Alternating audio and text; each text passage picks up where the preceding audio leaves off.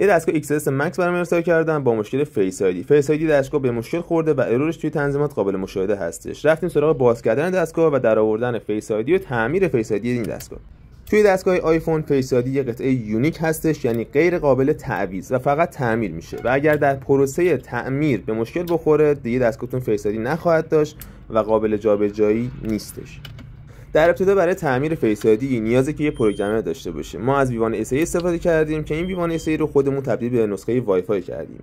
بعد از اینکه ماژول رو بس کردیم و دستگاه رو هم به این پروگرام متصل کردیم، گزینه اکتیویشن رو میزنیم و در انتها این تگ رو هم پروگرام میکنیم و اضافه میکنیم به فلت فیس آیدی و مشکل دستگاه برطرف میشه. در انتها باتری دستگاه رو هم براشون تعویض میکنیم و باتری تعویضی میندازیم و تحویل مشتری عزیزمون میدیم. حاله